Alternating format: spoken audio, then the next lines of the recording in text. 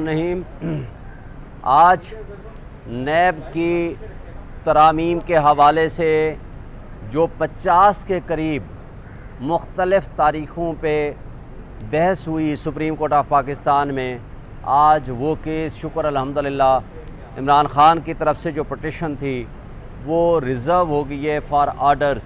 फ़ैसला देने के लिए सुप्रीम कोर्ट ऑफ पाकिस्तान ने उसको रिज़र्व कर लिया है। और आपको याद होगा पीडीएम की जमातों ने जब शहबाज शरीफ की ज़ेर क़यादत ये इक़्तिदार पिछले 16 महीने 17 महीने पहले संभाला था, उन्होंने 3 काम किए थे। नंबर 1, सबसे पहले नैब लॉ की तरामीम की थी, क्योंकि उन्होंने जो उनका लॉ मिनिस्टर था वो शख्सियत थे जो शरीफ फैमिली के वकील थे। उन्होंने अपने अपने सब मुकदमात सामने रखे और उस क्लास से जहाँ से वो मुतासर हो रहे थे और उनके ख़िलाफ़ मुकदमा स्ट्रांग हो सकता था और सज़ा हो सकती थी, उस हिसाब से उन्होंने नैब के अंदर तरामीम कर दी। और उनको वाहिद पॉलिटिकल पार्टी वो है जो इमरान ख़ान और पीटीआई, उन्होंने इसको चैलेंज किया और इस चैलेंज करने के बाद थ्रू आउट आज तक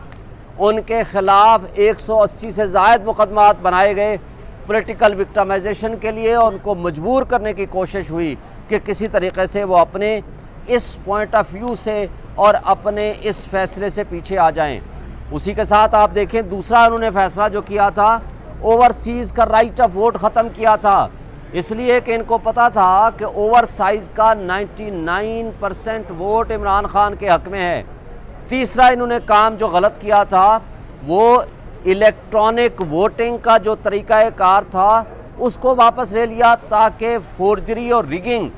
इलेक्शंस में हो सके। ये 3 काम किए और आखिरी दिन जाते जाते आखिरी 10 दिन पहले आपके सामने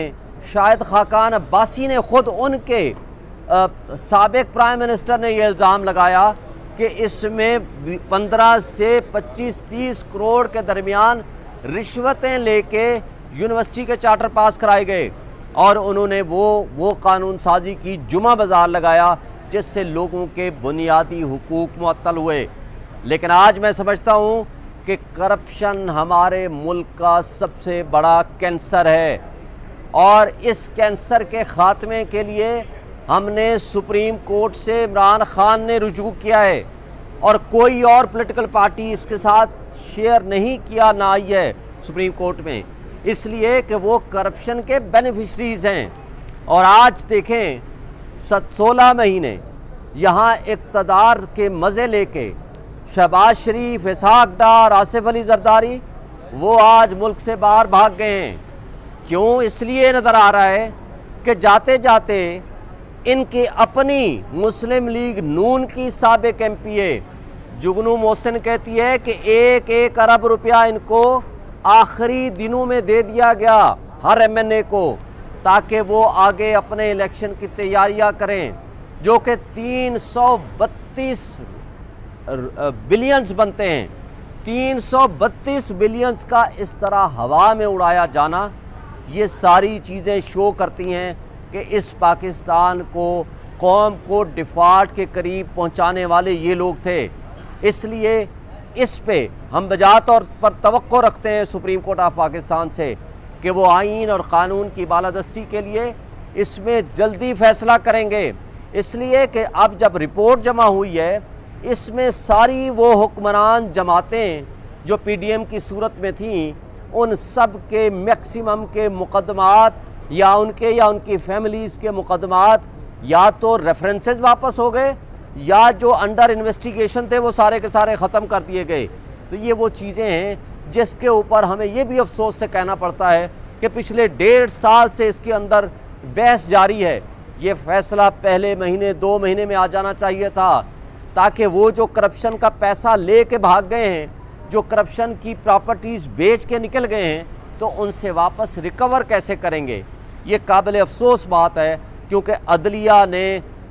लोगों के बुनियादी इंसानी हुकूक की और आइन के तहफ़्फ़ुज़ की कसम उठाई हुई है। एक सवाल ये भी पैदा होता है कि अगर उन्होंने नैब लॉ बदल दिया है तो आम आदमी का, किसी सिटीज़न ऑफ पाकिस्तान का बुनियादी हक कैसे महरूम होता है। मैं ये कहता हूँ कि जब पब्लिक मनी चोरी होती है, पब्लिक मनी, वो आपका हक है, वो मेरा हक है, ये पाकिस्तान के हर शहरी का हक है, वो 25 करोड़ अवाम का हक है। तो आज इस अंजाम को, जहाँ तक महंगाई की दलदल में हमें फंसा दिया है, वो हर उस शख्स जो इस वक्त बिलों के हाथों,